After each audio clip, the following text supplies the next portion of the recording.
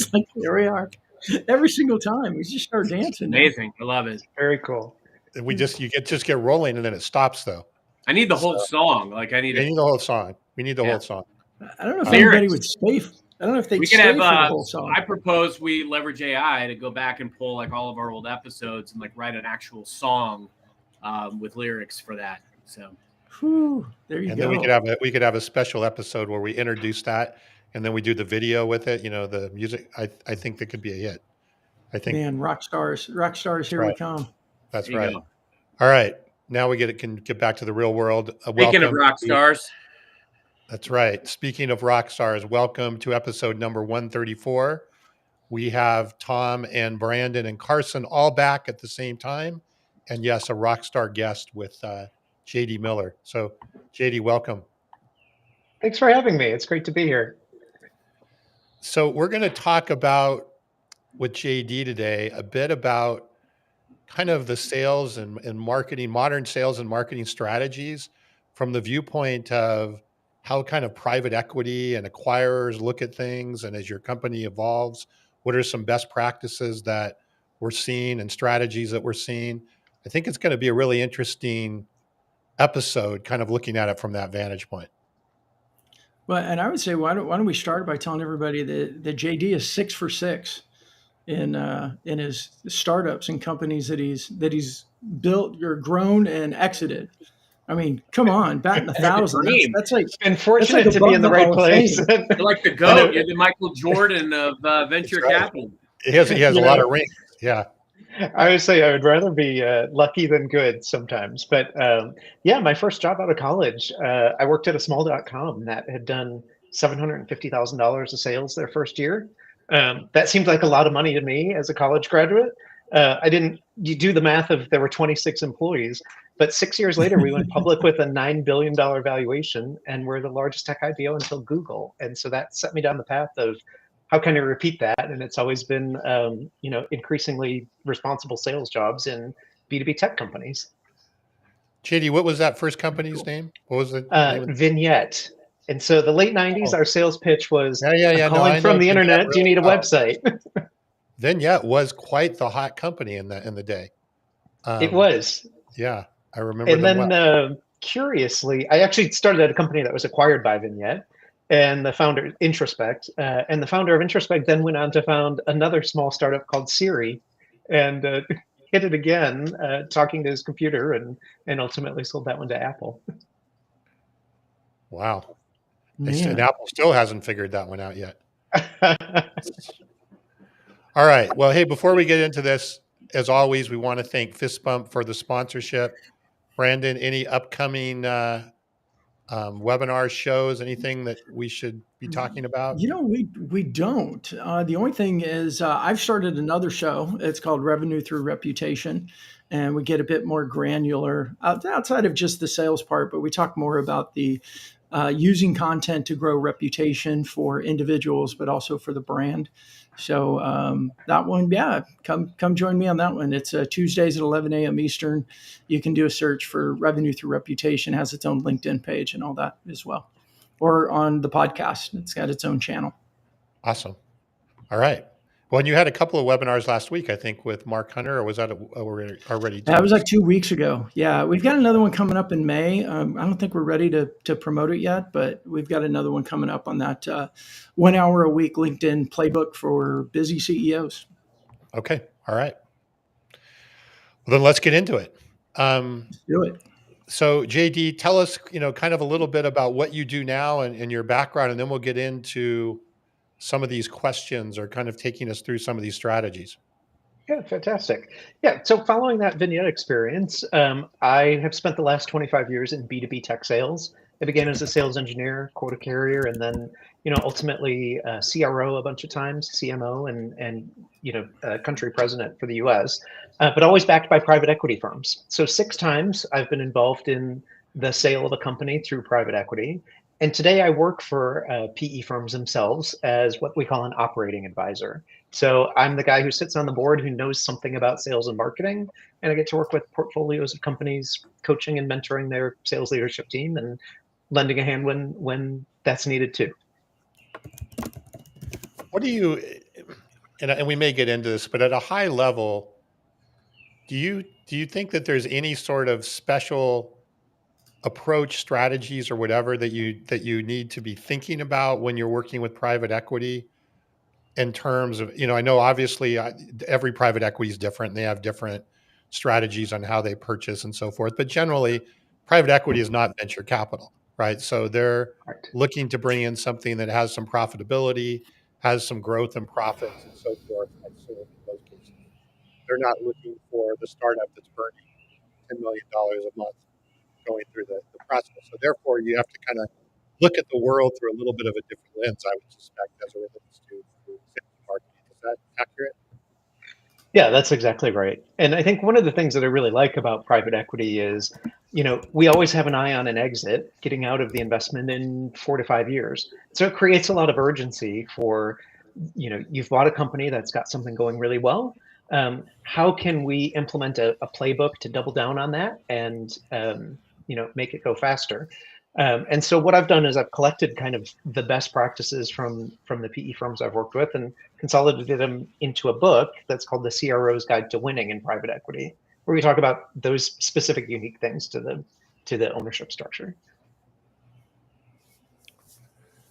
So where do we want to start, Brandon? Yeah. Carson, should we start with the kind of? Oh, go ahead, Carson. Go ahead. Yeah, I'd say, I mean, you've got me intrigued right out of the gate. I'm always interested in the common themes that you're seeing and the successes, but also practical application. How can people today make pivots in their business model that will be advantageous for them? Like what should people be thinking about today, the CROs? Okay. So for me, it's about repeatability of process. Most of the companies that I see in the PE firms I'm working with are doing maybe $30 million in ARR. They've just graduated from that kind of founder-based VC-backed, and they have between 30 million and maybe $300 million of revenue. And the biggest pivot for that is, how do you take what you did really well as a small startup company and implement a repeatable process? And so a lot of the work that I do with my CROs is to say, how do we get the intelligence out of your head? How do we implement a repeatable sales process? How do we identify your ideal customer profile, your ideal buyer? What are the sales stages you go through? Because usually in our time together, you're going to go from a team of maybe 5 or 6 sellers to maybe 200 sellers. Yeah. And so it's implementing a lot of repeatable systems and management structures that make sure all 200 of us are doing the same thing in the same ways. What do you think are the common missteps that CROs are taking today?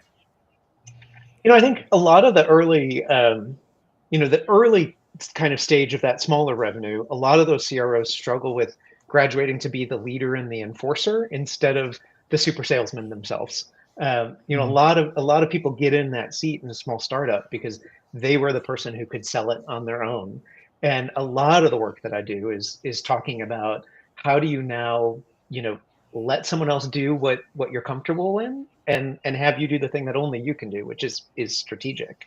And then I think the second big challenge that we see a lot of CROs is signing up for a number without a plan.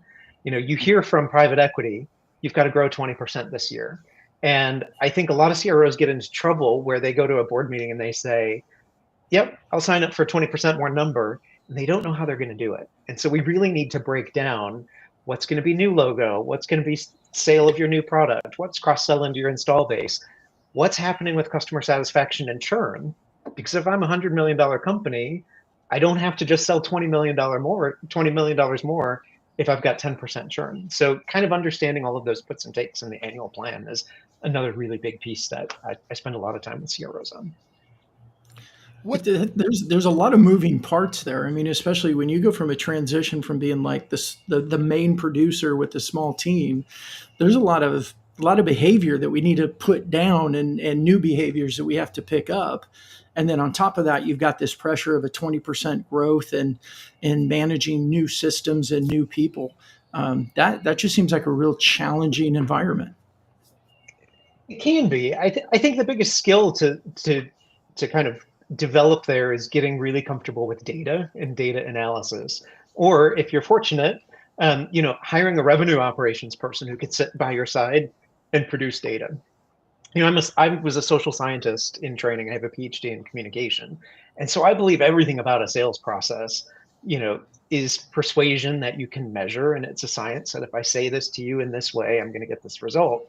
Really great CROs or really great rev ops leaders are able to help unpack, the call recordings, all the things that we see happening in emails, everything in your CRM system, and understand, when I do this, what's the result? How do I tweak what my input was to get a better result? And so kind of data facility is a really core key skill. So what would be the smallest company generally right now that you're getting involved with? Is it a $10 million company would be on the small end, or? I have one right now. They're in Austria. They're about 15 million in ARR. Okay. But yeah, we start talking to those folks, at the 8 and 10 million, and then once we see that there's a great product or a great message, or you're kind of onto something and how you can sell it, we'll go ahead and buy that and put a lot of effort behind, replicating it at bigger scale. So JD, how would you? Oh, go ahead, John. I was just going to ask part two to that is you then acquire these companies, and I have a small company. It's not quite that size yet, but we're investing a lot in process and repeatability and metrics, even at a small company. Are you seeing that these companies that are coming in at 8, 10, 12 million ARR are really lacking a lot of that, and they're really just kind of operating by the founder and basically letting the product or their technology carry them? I see that a lot. Now that may be a function of the PE firms that I work with. Everyone's got sort of a different investment thesis. So there are some PE firms that are great at saying, let me teach you how to sell really well. And, having someone on the bench who's a CRO advisor, that's one of the things we do really, really well. So we tend to have a lot of, great products that need a sales engine. There are other PE firms that say you may have a great sales engine and I've got to really double down on helping you differentiate your product, and they'll put money into product development and understanding product market fit too. So it kind of depends on your board and your investors. Okay. Makes sense. Go ahead, Carson. Sorry. Yeah, no, with your wealth of experience, JD, how has the game changed? Obviously what technology and AI and data can do and point us to now, I would have to think that, the savvy CROs are looking at where they can get an edge. What are you seeing in that space? How are the smart CROs adopting technology? I think a lot of it right now is about knowing your customer so much better. When I started selling 20, 25 years ago, we used to get grace from prospects who would say, I can show up and have a blank sheet of paper and say, tell me about your problems and what would be ideal for your weird craft solutions. Today, everything that you can know about someone is available online. And so prospects expect you to show up with a point of view. I've done my research. I've seen your website. I have this thesis that this is broken and I'm going to come fix it for you. And then I also think on the coaching side, when we talk about performance management of sellers, AI gives us access to so much more than we ever used to have before. So it used to be, as CRO, I could get in the car and, maybe go on 2 sales calls with the seller in a quarter. Now, when literally every call is recorded, AI has transcribed it, I can really quickly at the end of every day see what did all of my sellers talk about, where are the pitfalls they've had. I use a medic-based sales process. So which of those medic questions are we consistently failing to answer well? And you can have a lot more real-time coaching. So it's really just kind of raised the game and raised the stakes for sellers to be much better than they ever used to be. It's incredible. So let's go down the road, and Brandon, I want to get you to kind of drive this a little bit. I know this is an area that you've had a lot of experience with, is this smarketing concept, right? Which is the idea of combining sales and marketing tighter together and working closely together. Brandon, where should we start on that? Because I think there's a lot of things that we can unpack here. Yeah, I think let's start, JD. I'd love for you to kind of define what does that concept of marketing really mean, and why is the marketing motion and the sales motion being more integrated so important now, especially? Yeah. So I first learned about marketing actually from a chief marketing officer named Andrea Brody. It's about 10 years ago. And I was hired to lead the global sales motion at this company.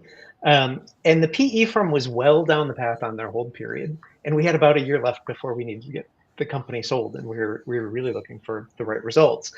And I got into the conversation by saying, well, where do the BDRs report? And I want them reporting to me.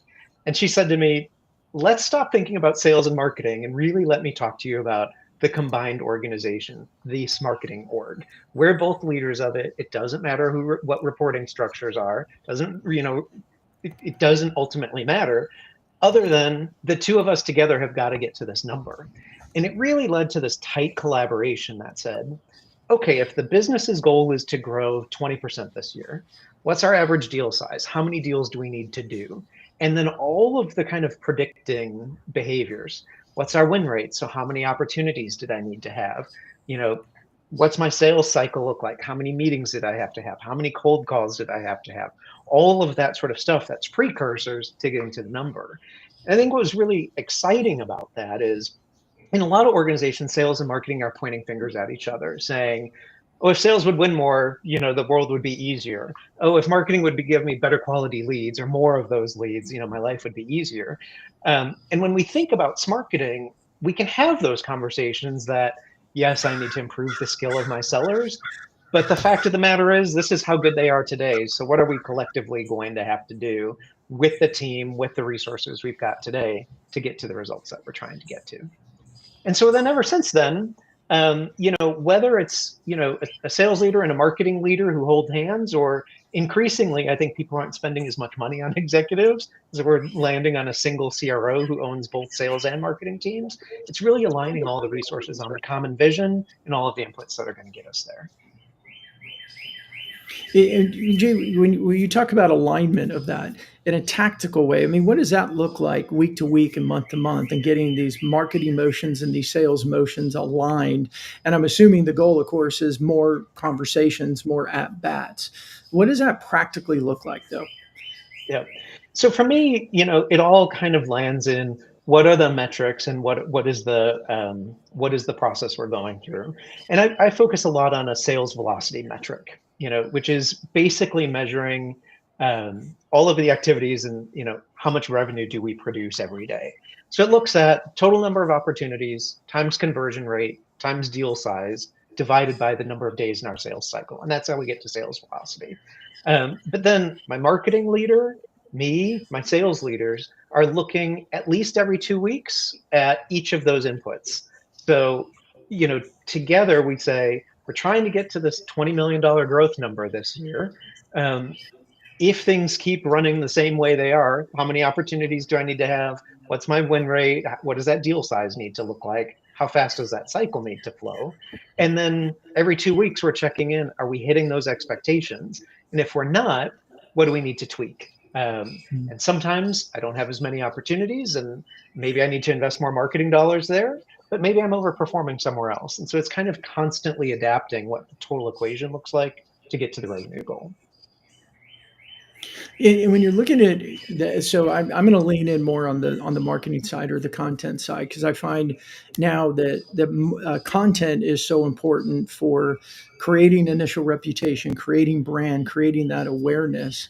So are you getting into the data and some of that content, like where the clicks are coming from, where the conversions are taking place, making adjustment in messaging, or what does that look like where you got sales and marketing working together? Because the opposite is sales and marketing are in two different silos, and the only communication they do is usually giving each other the finger because they're upset with each other. But you're not giving me enough leads. Well, you're not converting my leads. What does that look like when there is proper alignment and working together to solve the problem instead of working apart? Yep. Well, I think you're exactly right. Content-based marketing is such a ubiquitous thing, and it's become so inexpensive for me to blast off a couple hundred emails and do different things. And so the data that we're seeing today is that it takes about 17 touches to turn someone from a totally cold prospect to someone who's going to take a sales call with you. So part of what we're doing with marketing is to align on what are those 17 touches. Some of them is going to be consuming a blog post. Some of those is going to be a banner ad retargeting that comes from marketing. Some is going to be a BDR cold call, a seller call, a connection on LinkedIn.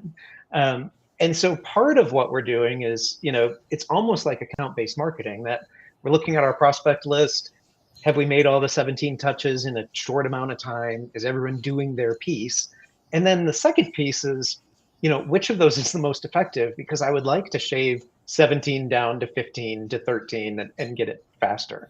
And so instead of marketing on one side talking about whatever they talk about and sales talking about something else, is how do we actually align the message that we're talking about, so we look like a unified company to everyone who's engaging us in all the different channels. Yeah, that's what I was hoping to you were going to say and to get to, and I think so often even smaller teams, marketing's got their plan, they've got their goggles on, and this is what they're looking at, and sales looking this way, and without that alignment, it just seems like maybe instead of 17, it becomes 30 because they just keep missing, and what sales is talking about and what marketing is producing are not in alignment and really creating more confusion across buyers. Right. We've all had the experience of, sales is doing whatever they're doing with their prospects, and all of a sudden, marketing calls up a seller and says, "We have a trade show in 2 weeks, and I need you to drive more, registrations to the booth." And the seller's kind of scratching their head, saying, "It's 2 weeks out. I had no idea it was coming, and that's not at all what I've been talking to my prospects about." So, how do we get kind of a content calendar and a messaging calendar that, you know, every time we're talking to the market, we're saying some of the same basic things? And then, the other part of that is knowing that the message that works today is not necessarily the message that's going to work tomorrow. Really early on, I had a sales mentor tell me every product you're going to sell has one of three pitches. You either have to buy my product because it helps you comply with the law, you'll go to jail if you don't do it. You're going to buy my product because you're going to sell more and make more money with it, or you're going to buy my product because you're going to cut costs with it. Now, it used to be a couple of years ago, we were talking all about growth and all of these exciting new AI tools that are going to make your sellers more effective. Now, all of a sudden in the US, we're looking at the economy and we're saying, are we in a recession? Are we not? What's the stock market doing? And a lot of people are pulling back. And so those messages about cost cutting, risk reduction are way more relevant. And so really good sales and marketing leaders are kind of taking that pulse and figuring out, yep, sellers, I used to talk to you about, buy this thing for 15% growth. Now you're going to shift your message and you're going to talk about buy this thing and you can reduce 3 heads out of your organization with it. Yeah, I like Dominique's comment. Maybe 17 cold calls is all we need to do to get those 17 touches that are there. So well, and hopefully it's not all cold calls, right? I mean, in the best organizations, it's all that other stuff. No, we've got to do something right that actually creates the demand and builds the trust versus just the cold call of the day. Where do you think this marketing strategy should start to evolve? Do you think that should be happening right from day one in a company? We have startups and we have really all size companies, I think, that listen to the show. And, where would you say, is that something you should be building in the DNA from day one? Brandon, it sounds like you're on a golf course. All these birds and everything. Keep the windows open. I got birds out there. Hey, these are good. These are good AirPods, aren't they? I think it's something that does start from day one. But I remember those early days at Vignette when we were 26 people. It naturally happened because we had a single leader and we had 2 salespeople, and so they naturally knew all of the marketing messages and all the sales pitches and the events we were going to, and there was a lot of unification there.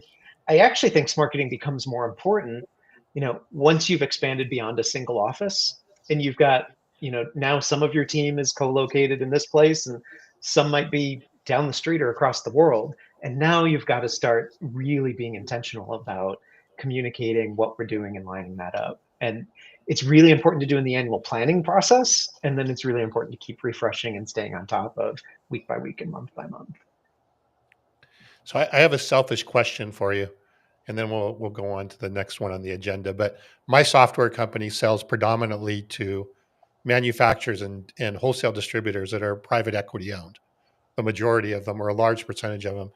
Are you seeing that private equity owned companies are slowing down on their growth plans or saying, hey, and you don't worry about growing 20% this year, but it's okay to slow down, or, kind of cut some expenses and shore up? Or what are you seeing as it relates to the private equity? Like I said, it's a very personal, Yeah, no, it's a self great question. question. So private equity ultimately tries to drive to what we call a rule of 40 company. And so Sure. rule of 40 is you're adding your profitability and your growth, and those percentages together need to add up to 40. So, are we slowing down on growth? I mean, if you're going to get there on profitability, yes, you can take your foot off the gas on growth. If you're not a super profitable company and there's not a lot of obvious stuff to do there, then growth is still really very important to you. And so I think, when your company was bought, we bought it with some investment thesis of what the next 3 or 4 years was going to look like. And we really need to make good on that. But I do think as the economy goes up and down, we're constantly reevaluating those levers of, which one is sort of in the lead today. Got it. So how do we adjust that 40? It still stays at 40, but are we putting Right. more emphasis on the growth side of the equation, or the net income side of the equation, or the profitability side of the equation? Right. And I think it's very, I think it's very dependent on the company that you're holding. A manufacturing company, we hear a lot about tariffs today with them on, where their raw goods are coming from. There's probably not a lot of profitability motion to happen there. We're going to have to make up for it on growth. Um, you know, other industries may have, different kind of levers that they can pull there. Oh, makes total sense. So, Carson, one of the things we wanted to talk about today was, and I think maybe you cover this in your book, JD, is performance improvement plans as kind of a management tool, or so forth. And I know, JD, you have some suggestions or strategies with that, but Carson, I know you do a lot with this at Microsoft. So be interested in both of your takes on these, and kind of what you're seeing in this area about how you use these performance improvement plans as kind of tools for growth versus, I think, as you said, JD, punishment as an alternative to punishment. Yeah. I mean, it's sometimes controversial because I believe that everyone should be on a performance improvement plan all the time. But the reason that that's controversial is that there are so many companies that aren't having performance conversations until things are going really badly. And then the performance improvement plan really is just some HR paperwork we're going to go through so that you don't sue us when we fire you. And I think instead, if we can turn that on its head and say, every employee, every 90 days, we're going to sit down, we're going to talk about what's going well, we're going to talk about what's not going well, and we're going to come up with ideas about what are you going to do in the next 90 days to continue to become better, building skills and grow your performance. That's a great performance improvement plan that helps all the boats rise. Carson, what's your experience with this? Yeah, JD, and look, I know you have a lot of great experience coming in and really helping define and set culture for selling. I think the problem with the PIP, as it were, is that it has a negative connotation by default because of how it's been used historically in a lot of scenarios and organizations. I agree with your sentiment. I think, I've been tasked a few times in my career to coming into new organizations or new teams or new situations or failing teams or pre-existing teams to build sales culture or to redefine the team. And one of the things that has been a very valuable resource and tool has been the improvement plan, or at least the thematic element that maybe we didn't call it an improvement plan, but the reality is it is. And what we're doing is we're assessing the current state, right? We're looking at what's working, what's not. What are the strengths? What are the areas of opportunity? Doing kind of that SWOT analysis on your team and also on your people. I believe everybody has earned the right, by and large, to be in the seat that they're in at the time that they get that seat. Sometimes the seat changes. Sometimes the dues to be in that seat shift. It's up to us to make sure that we and everybody that works for us is, bringing that day one energy, being the person that we promised to be on interview day, while the company gives us the tools, the resources, the training to be successful. Now, with an improvement plan, it's important to kind of draw that line and say, okay, this is where we are. This is where we've been. What we've discussed previously as far as the areas where we need to be improving, the steps in the action plan that we agreed upon in order to see that improvement. And it all comes down to process, right? Because if you have the right people doing the right process, your probability of success is very high. Now, the people change and variables around the people shift. The outcomes that we're driving with process shift. And so it sometimes will cause the need for new process or pivoting in process. But I think that's why the improvement plan is so paramount. We're going to look at where we've been, where we are, and where we need and want to go, and we're going to agree on a plan to get here. Now, when we get to this place in time, we've got to look back at the sum of the parts, and we've got to realize, did we take those steps? We either have or we haven't seen improvement. If we haven't seen the actions that we agreed upon, we have a new challenge and we have a new problem. And I think that's where that write up or that performance plan can take a different connotation and tone. But frankly, JD, back to your point, everybody should be on a trajectory of improvement every single day. I love the idea of knocking down the negative connotation of a performance improvement plan, because we should all be working on the ways that we can improve every day, because we're going to need to be able to be invaluable now and into the future. I wrote an article on LinkedIn the other day that was about just that. I have zero fear about AI replacing me, because everything I do is try to be as valuable as I can be to the people in my sphere, the people I serve, my colleagues, my leadership, my customers. And by doing that, I'm working to be valuable. But I've also got to take on these tools. Now, I read a study a couple months ago where individual contributors using a legion of AI agents will be more productive and efficient and impactful in driving more outcomes than full existing human teams that we have today.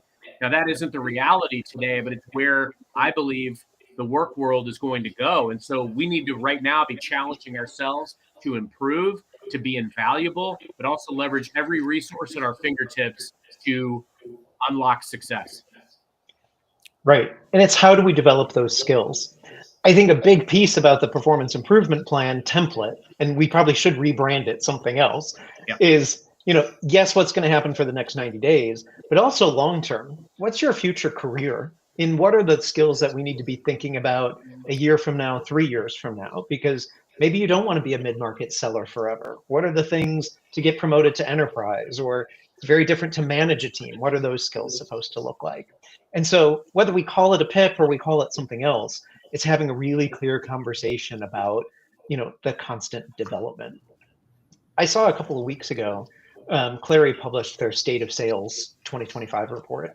And they looked across all of the, I don't know who their organizations were, but hundreds of organization sales teams. And they found two things.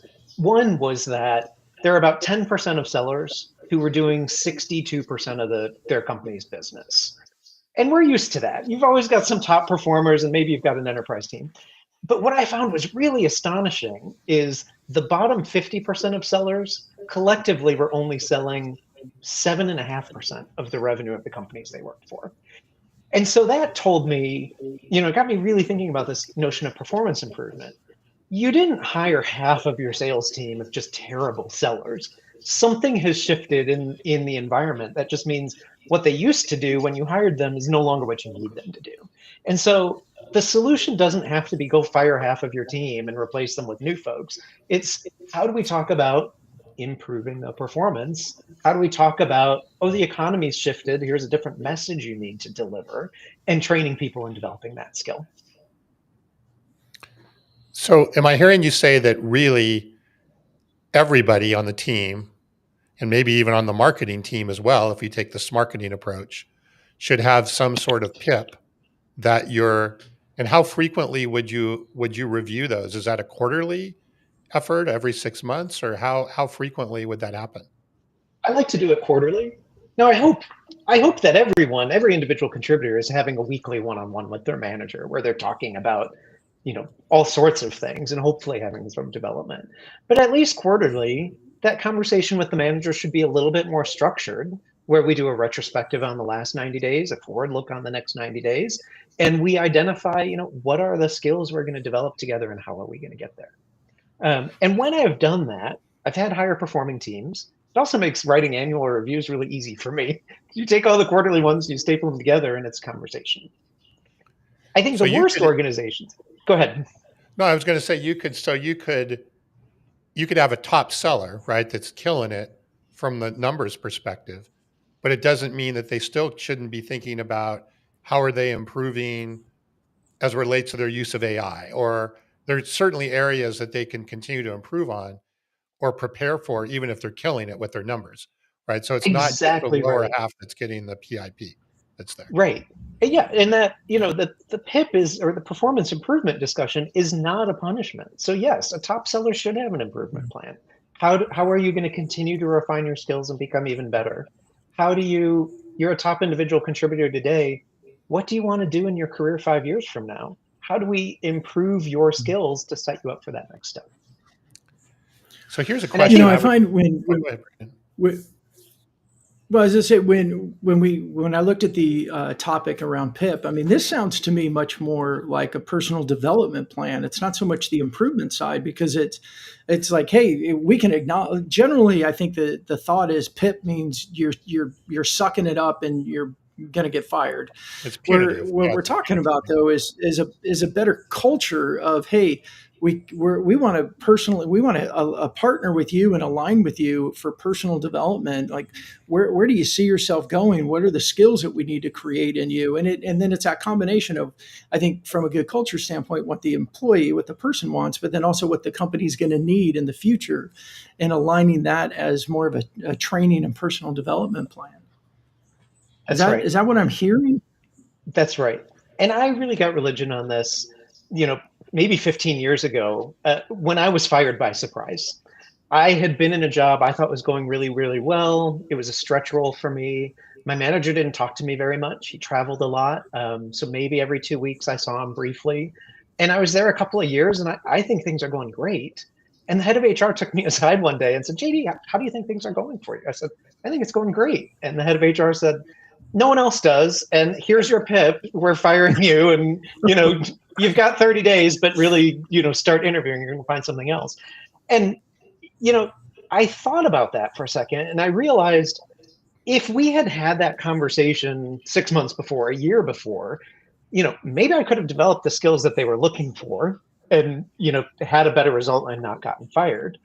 Now, it was bad for me, losing the job. It was bad for them too, because if they didn't have a development plan with the next person who came in, they're going to be in the same Right. cycle. And so it costs them a lot of money in severance with me. It costs them a lot of money on the recruiter to find the next person, lost time of ramping the person into the role.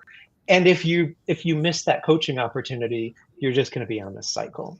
And so, that was kind of the spark of me saying, we really need to have development conversations much more frequently, because it's good for everybody. Hey, JD, when you got that PIP unexpectedly, or that when you looked at it, did you see things on there that when you looked at it go, oh wow, maybe they're right about some of these things, and had I known this 6 months or a year ago, I would have worked on these. I just didn't know that this was important for what they were looking for. Or when you looked at it, no. Absolutely. I mean, Yeah. absolutely. I was in my 20s and had never even Okay. heard of this kind of stuff. But, a lot of times when people are producing these documents, it has built up so far and gotten so bad that the decision's already made. We're moving on from you. You're terrible for the culture. You're terrible at this, whatever.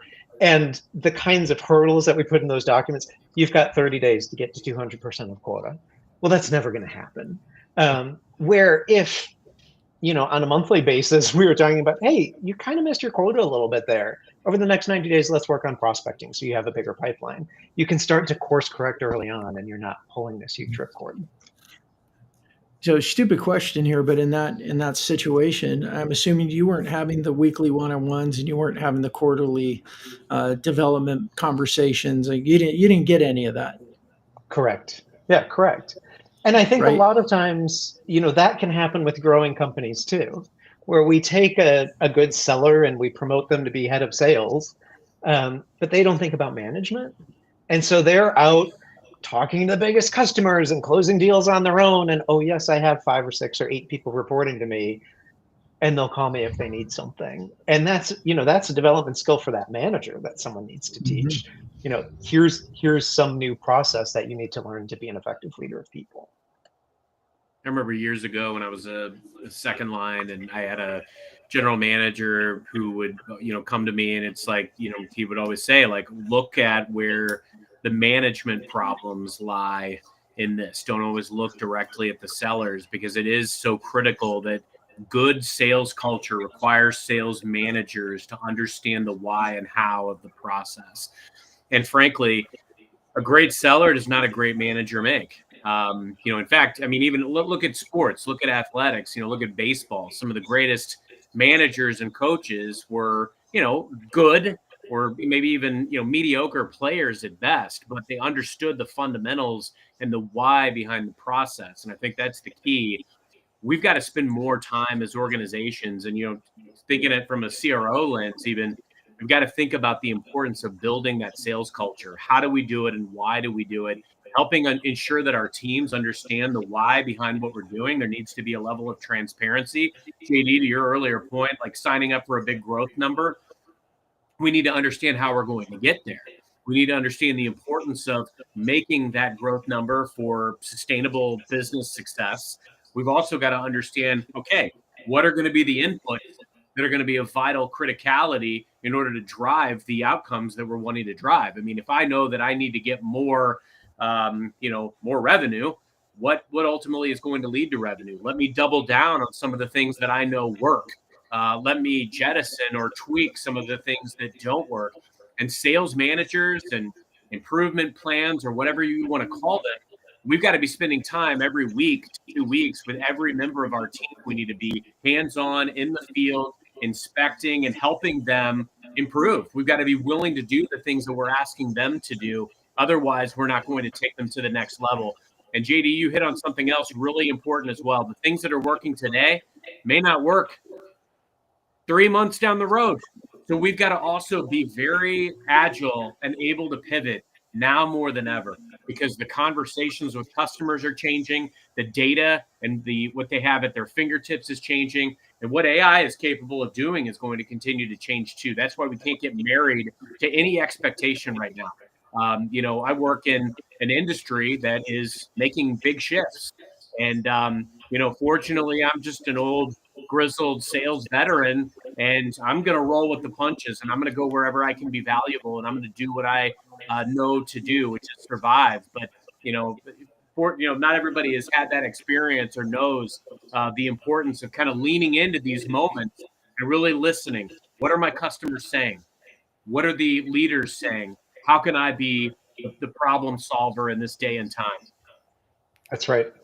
And a lot of times when I work with a CRO, the first time who's working in this environment, they're surprised that the board deck isn't just about the number, but it's about all these other things. And it's really important for me as a leader. Yes, I hope I'm delivering a number, and we want to do that pretty consistently. But I don't want to be delivering the number just because I have one super seller who's saving the day for me. I really do want to be running an organization where 80% of the team is getting at least to 80% of the quota 80% of the time. Because if you're hitting your number, but you've got all this huge churn, am I running a terrible culture that my sellers hate working for me? Am I turning over a lot of people because I'm not developing them? We know that there's always going to be someone who has to leave. Maybe I did make a bad hire. I do need to fire somebody. People are going to leave and have babies and do stuff like that. But if it's more than 10% of the organization is turning over, that's on me as a leader by not creating an environment that, I'm spending money on all of these salaries. We should be getting some return on all of them too.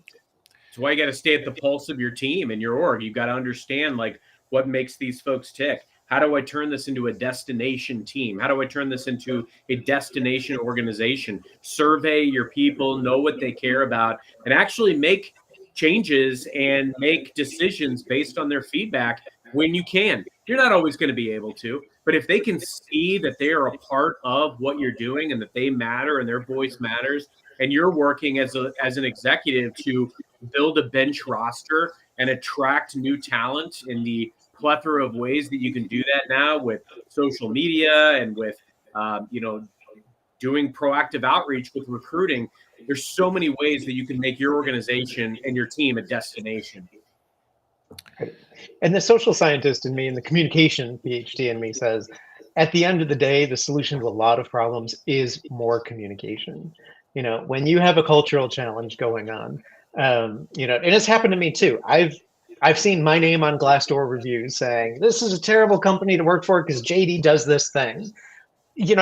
Probably I stand behind what I did. It's the right thing to do, but I didn't communicate it well enough to you and explain why are we doing this unpleasant thing or this unpleasant change. And so more communication, more engagement is really going to win the hearts and minds of your team and then have them, follow to greatness. So what would you, JD, if you were, and you are, if you're talking to salespeople right now, probably in any size range company, and to your point, Carson, about the future of AI and everything that's kind of coming, what do you coach them on or tell them on, especially related to AI, on how they need to change or develop different skills? And it's interesting. I did a workshop with a team of salespeople at a wholesale distributor, I don't know, a month or so ago, and we were talking about AI, and there was a lot of nervousness about AI. Like, I don't want it in this building. It's going to replace me. It's going to do my job. Why do they need me? And our whole workshop was no, no, no, no. That's not really the way that it's going to be. But how do you coach people and help them develop and embrace AI versus be in fear of it? I really think it is about being comfortable getting uncomfortable. I remember back in the 90s when I was part of the dot-com boom, and we were selling a lot of software to people saying, hey, you're a call center agent right now, and we're building this website that's going to be self-serve. Now, did we put call centers out of business? No, you can still pick up the phone and talk to somebody. But are there significantly fewer call center professionals than there used to be? Absolutely. And so, I think back then there were folks that had a fork in the road of saying, I'm not going to get on board with this new internet thing. And I think they're the ones who are left behind. And then there were folks that said, there's always going to be some kind of profession for me, but I better learn how I play with these technologies. And I think that's what we're finding with AI today too, is I don't think we should be sticking our head in the sand pretending it's going to go away. It's also, we're going to make a lot of mistakes with it, and we're going to make a lot of missteps with it. So I don't know exactly where I'm going to use it well in my job and where it's going to be a mistake, but I should get comfortable being uncertain about that and trying things out, because eventually something is going to rise to the top as the new way of doing business. And I want to be someone who knows how to do it. And should you welcome the opportunity for AI to help enable you and to do that better job, right? And I think that's a key part as well, is knowing that, hey, you could get better through the use of AI, no matter how good you are right now. Right. That's right. I've been really fortunate in my career. We talked about 6 exits. The reason I am in the place that I am today is at every step of the game, I've said yes to a new opportunity that I was uncertain about. And so I could have been a great sales seller and said, I'm just going to continue to be the top seller in my next job. I want to be the top seller. Someone offered me an opportunity to lead a team. I said, I've never done that before, but let's give it a try. And then someone offered me an opportunity to be a CMO. And I said, oh, I've never done that before, but I'll give it a try. And sometimes I've done well with that, and sometimes I've completely failed at that. But being open to saying yes, trying something new is how we evolve our skills and we stay current in the world. Yeah, what's that phenomenal quote from Richard Branson? If someone offers you an amazing opportunity, but you're not sure you can do it, say yes, and then learn how to do it later.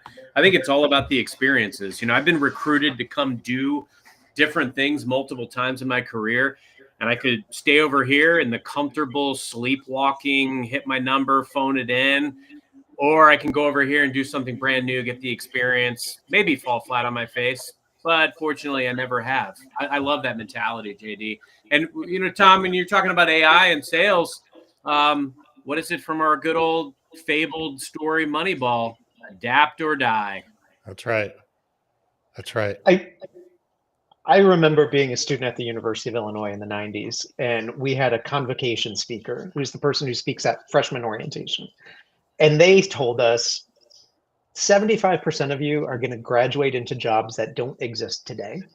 And it was true. It was the late 90s. The internet came along, and boy, we had a whole lot of new things. I really believe AI is that same forefront, that so many students who are freshmen right now, 4 years from now, are going to be doing these jobs that didn't exist or look completely different because of the use of AI. And so learning to be comfortable and saying, I'm going to jump in with it. I'm going to figure it out. I'm going to give it my best shot. And then hopefully I'm going to have conversations with my manager regularly about what's going well, what's not, and we can keep course correcting and getting better at it. And they'll have great, phenomenal careers too. So as we wrap up here, I'd love to get a few tips from you from your book. The book is called The CRO's Guide to Winning in Private Equity. Is that right? That's right. What would be, I don't know, maybe 2 or 3, if you were to pull out a couple of 2 or 3, good tips from the book that people could take away from to really be thinking about, obviously not just in private equity, but to winning in general in this sort of modern sales age? Thanks for asking. So the book is structured as a year in the life of a CRO, and it's got about a dozen downloadable templates for all the things you need to do to go through your year. So there is a performance improvement plan, coaching conversation template that you can grab today and implement with your team today.